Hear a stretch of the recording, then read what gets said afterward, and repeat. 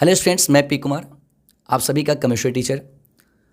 आज के इस वीडियो में मैं आप लोगों को उन दो स्टूडेंटों से मिलाना चाहता हूं जिन्होंने NDA 2 2022 के एग्ज़ाम क्वालिफाई किया है। आपको इस वीडियो को लास्ट तक देखना चाहिए क्योंकि इस एग्ज़ाम में क्या क्वेश्चन पूछे गए थे, कैसे क्वेश्चन पूछे गए थे, क्या इनके दिमाग में चलता था पेपर देने से पहले, क्योंकि बहुत सारे क्वेश्चंस होते हैं बच्चों के दिमाग में कि NDA क्या है, NDA के एग्ज़ाम के जो पैटर्न होते हैं वो क्या होते हैं, कितने मार्क्स के क्वेश्चंस पूछे जाते हैं, कितने मार्क्स के जो क्वेश्चंस हैं वो कैसे कैसे आते हैं, उनका जो लेवल होता है वो क्या होता है, क्या उसके लिए अलग से कोई प्रिपरेशन करना चाहिए या नहीं करना चाहिए। तो ये दोनों स्टूडेंट वो स्टूडेंट हैं जो अभी 12th में हैं, जो 2023 में पेपर देंगे। तो मैं आप लोगों को इन दोनों स्टूडेंटों से आपको अवगत कराना चाहता हूं इस एग्ज़ाम के बारे में और इन्होंने कैसे तैयारी किया इस एग्ज़ाम का कि ये एग्ज़ाम क्वालिफाई कर सके बोर्ड पेपर के एग्ज़ाम के तैयारी के साथ साथ। तो आप लोग इस चैनल पे बने रहेंगे और लास्ट तक इस वीडियो को देखेंगे तभी सारा इन्फॉर्मेशन आपको मिल पाएगा। हाँ, अगर चैनल पे पहली बार है तो ऐसे इन्फॉर्मेशनल वीडियो और ऐसे मोटिवेशनल वीडियो जो आपके करियर को और ज़्यादा चार चांद लगा सकता है, क्योंकि ये स्टूडेंट वो हैं जो आपके क्लासमेट हो सकते हैं, ये स्टूडेंट वो हैं जो आपके सीनियर हैं, जो कि आपको इस वीडियो को सुनने के बाद थोड़ा सा मोटिवेशन तो ज़रूर मिलेगा कि अगर ये कर सकते हैं तो मैं ज़रूर कर सकता हूँ। तो चलिए मिलते हैं।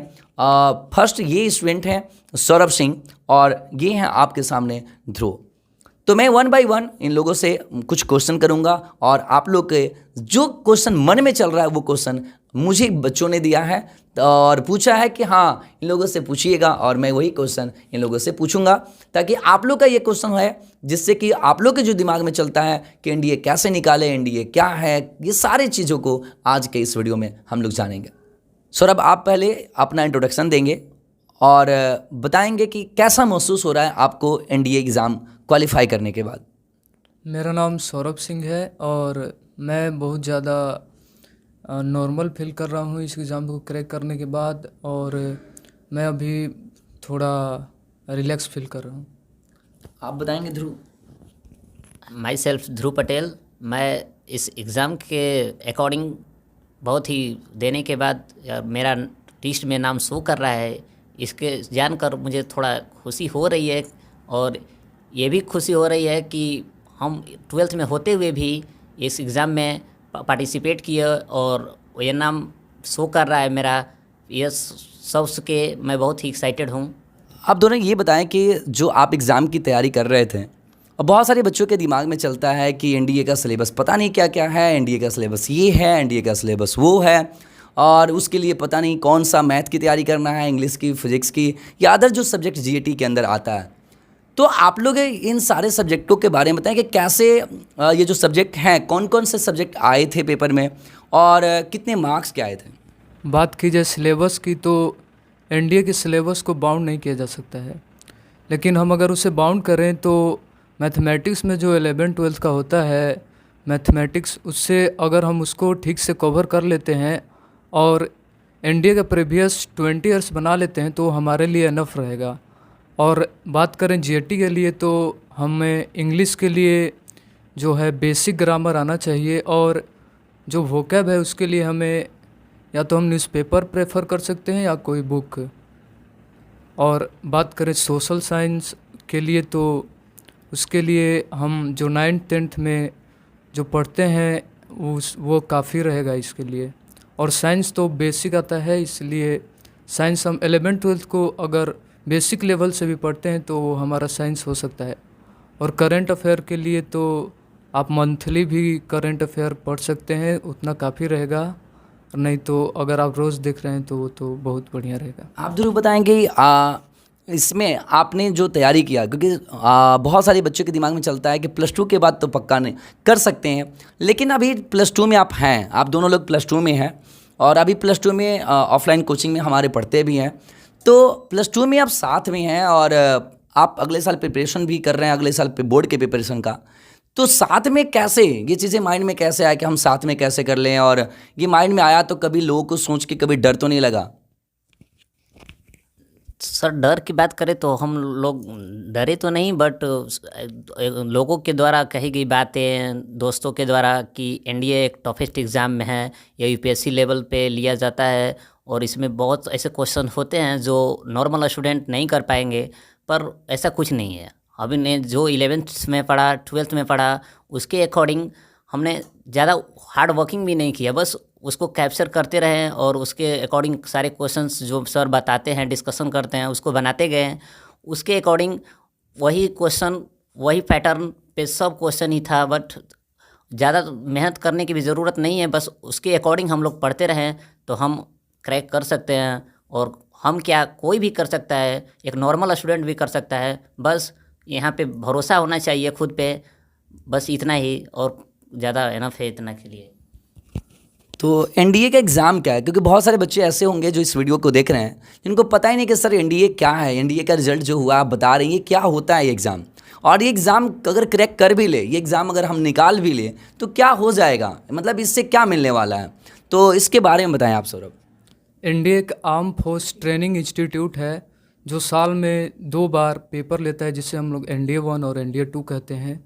और इसके थ्रू जो स्टूडेंट हैं वो इसमें अप्लाई कर सकते हैं, जो कि अप्रैल में एक बार होता है और एक बार सितंबर में होता है। और एनडीए में अप्लाई करना इसलिए ज़रूरी है क्योंकि एनडीए जो है हमें यंग एज में ही हमें ऐसी सर्विस प्रोवाइड करता है जिसके लिए हम जो है सोचते रहते हैं बहुत सारे लोग। तो एनडीए हमें यंग एज में ही एक ऐसा जॉब दे देता है जिससे हम अपनी जो फ्यूचर की जो एक्सपीरियंस है वो हम अपने यंग एज में ही उसे दिखा सकते हैं।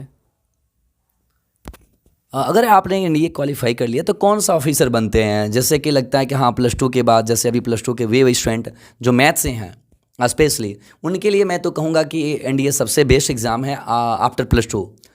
तो कौन सा जॉब मिलता है जिसकी वजह से आप लोगों ने फॉर्म भरा, आपने फॉर्म भरा कि हाँ एनडीए मुझे भरना चाहिए, तो वो आप क्या सोच के इस फॉर्म को डाले थे?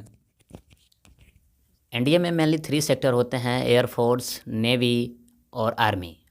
जो स्टूडेंट अपने इच्छा के अकॉर्डिंग चूज़ करता है कि मुझे ये सेक्टर में पसंद है, इसमें जाना है, इसमें सिलेक्शन होने के बाद, कोई भी चूज़ करने के बाद फर्स्टली जो रैंक होता है वो लेफ्टिनेंट पद मिलता है।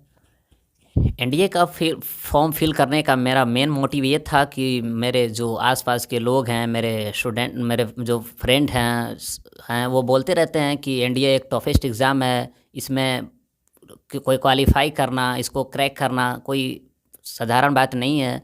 कहते हैं कि इसमें बहुत ही टफेस्ट क्वेश्चंस होते हैं जो बहुत ही रेयर चांस में लोग का सिलेक्शन होता है।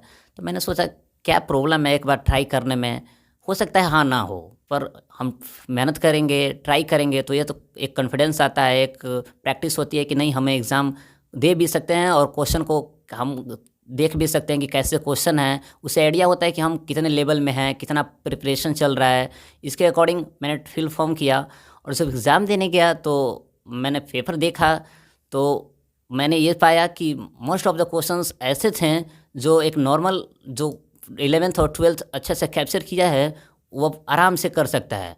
इसमें कोई घबराने की बात नहीं है, ना कोई टेंशन की बात है। मैंने वही किया और वही क्वेश्चन टच किए जो मुझे सेल्फ कॉन्फिडेंस के साथ आ रहा था, क्योंकि उसमें माइनस मार्किंग का भी सिस्टम था। इसीलिए मैंने वही क्वेश्चन टच किया जो मुझे आ रहा है, क्योंकि सिलेक्शन वही जो करेक्ट होता है उसी पे डिपेंड करता है। ये नहीं कि मैं इतने सारे क्वेश्चन बना लें, हो सकता है आप सारे क्वेश्चन टच कर लिए पर माइनस होने के बाद कट ऑफ जो आता है वो आपका रैंक डाउन भी कर सकता है। इसीलिए मैंने वही क्वेश्चन किए जो मुझे आ रहा था। थैंक।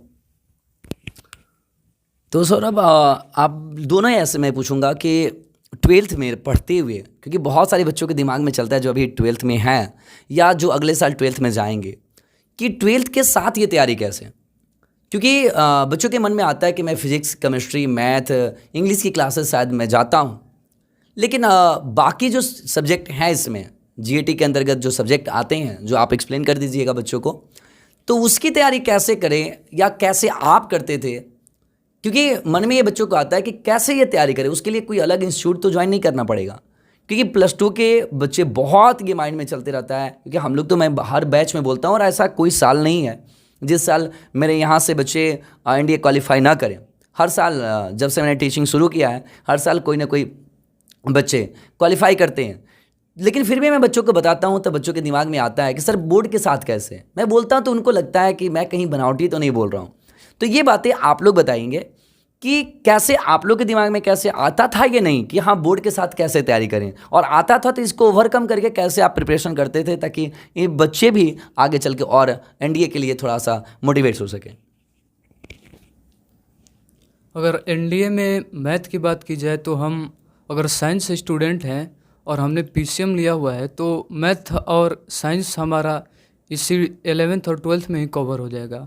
लेकिन अगर जीएटी की बात करें तो अगर हमने 9th 10th बढ़िया से जीएटी पढ़, अगर सोशल और साइंस बढ़िया से पढ़ा हुआ है तो हम इसको कवर कर सकते हैं। जीएटी क्या होता है?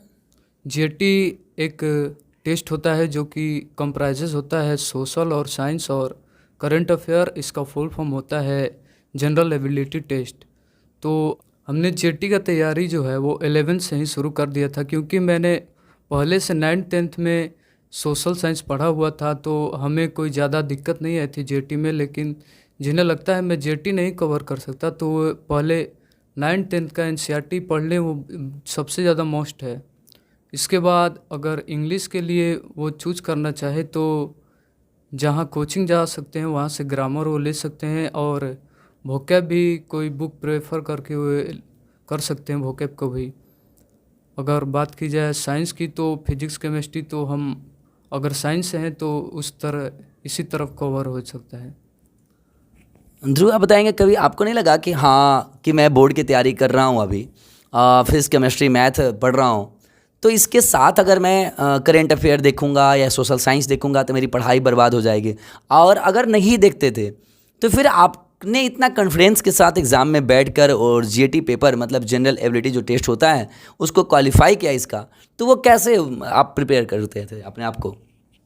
जनरल एबिलिटी टेस्ट की बात करें तो हम 9th और 10th में जो पढ़े थे हिस्ट्री, ज्योग्राफी, सिविक्स या इकोनॉमिक्स जो भी हो, वो इतना उसमें जो क्वेश्चंस हैं वो हमने जो टेस्ट के अकॉर्डिंग जो एग्ज़ाम के अकॉर्डिंग हमने कैप्चर किया था 10th में, वो सारे इनफ हैं जहाँ तक हमें लगता है। बट उसके अकॉर्डिंग भी उसके बाद भी जो हम पढ़ते हैं, जैसे मैगज़ीन आया, मैगज़ीन में जो करंट अफेयर्स हैं उसको सिर्फ नॉर्मली अब तो पेपर आता रहता है, आप देखते भी रहते हैं, तो ऐसा नहीं है कि आप नहीं कर सकते हैं। उसी में से कभी कभी जो हाईलाइटेड टॉपिक हैं वह उसमें से उठा लिया जाता है और उसी में एग्ज़ाम में पूछ लिए जाते हैं। जनरल एबिलिटी टेस्ट है वो करना बहुत ईजी है, क्योंकि ये नॉर्मल स्टूडेंट भी कर सकता है, इसमें कोई हार्ड वर्किंग करने की ज़रूरत नहीं है एज़ कम्पेयर टू मैथ।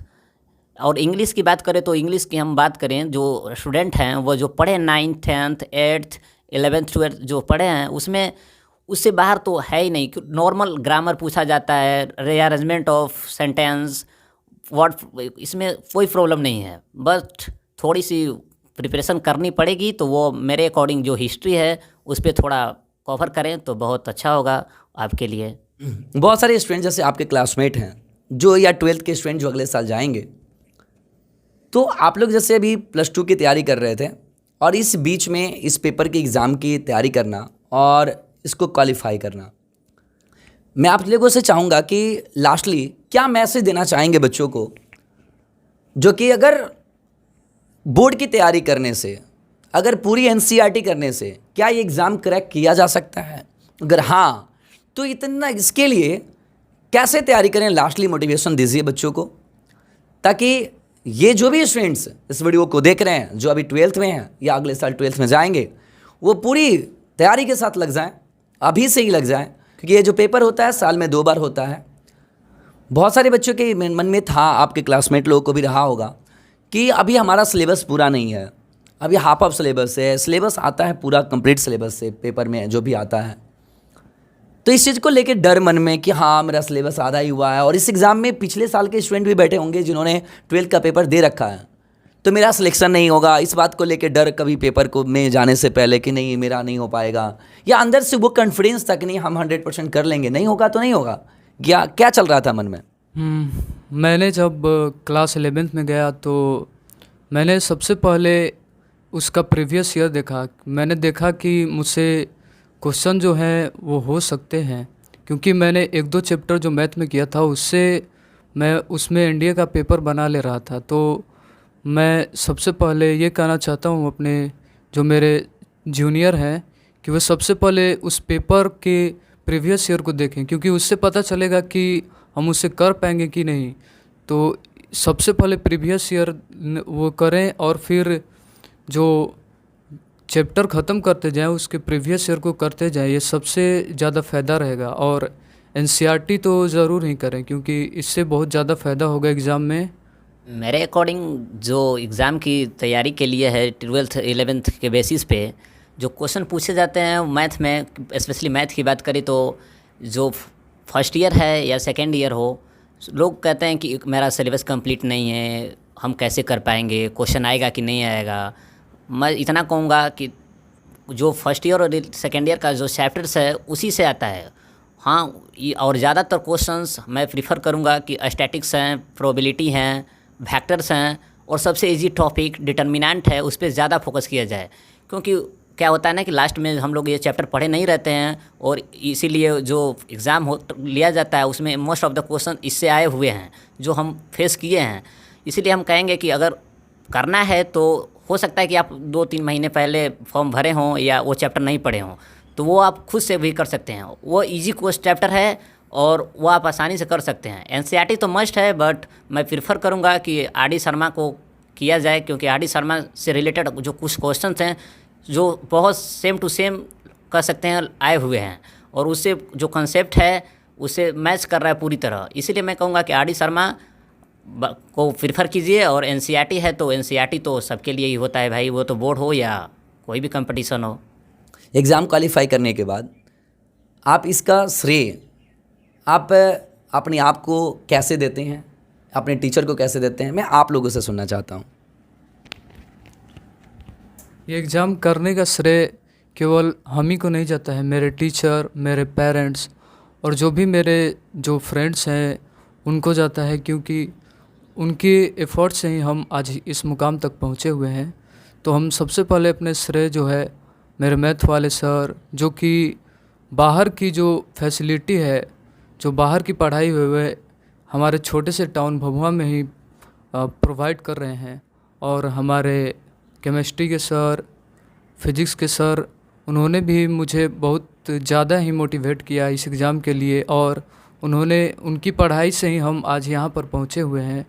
तो हम उनको धन्यवाद करना चाहेंगे। और जो भी मैंने जिस स्कूल से पढ़ा और 1 to 10 तक पढ़ा, उन टीचरों को भी मैं धन्यवाद देना चाहता हूँ। जैसा कि सौरभ ने बताया कि हम लोग के सफलता के पीछे हमारे पेरेंट्स, टीचर्स और हमारे जो फ्रेंड्स सर्कल है वो बहुत ही सपोर्ट किए और हमारे सफलता में बहुत ही हेल्प किए। वो स्पेशली सही बात है कि जिन्होंने सरों ने बताया कि मैथ ये छोटे से शहर में होते हुए भी इतने अच्छे सर हम लोग को मिले हैं, उनको धन्यवाद करना चाहते हैं कि यहाँ पे रहते हुए भी हम लोगों ने मैथ की प्रिपरेशन की, और मैथ के क्वेश्चंस जो 300 मार्क्स के आते हैं उन्होंने हम पूरा साल ना कंप्लीट होते हुए भी अपना वो एम पूरा किया। और स्पेशली जो सर जो हमें मोटिवेट करते हैं, लाइक केमिस्ट्री वाले सर, फिज़िक्स वाले सर और मैथ वाले सर तो हैं ही, उनको मैं बहुत बहुत धन्यवाद करना चाहता हूँ। और स्पेशली अपने पेरेंट्स को जिन्होंने मुझे सपोर्ट किया कि नहीं तू कर सकता है, तुम्हें करना ही है, हम सपोर्ट कर रहे हैं, तुम्हें हर चीज़ की फैसिलिटी प्रोवाइड की, बहुत बहुत धन्यवाद करना चाहता हूँ। तो आप सभी को हमारी तरफ से NDA 2 2022 के एग्ज़ाम क्वालिफाई करने की बहुत बहुत शुभकामनाएं। और आप लोगों को मेरा आशीर्वाद कि जो SSB एग्ज़ाम है उसे क्वालिफाई करें और एक दिन फिर क्वालिफाई करके ड्रेस में आप लोग आएँ, अच्छा लगेगा सारे बच्चों को भी जानकर। Thank you, all the best.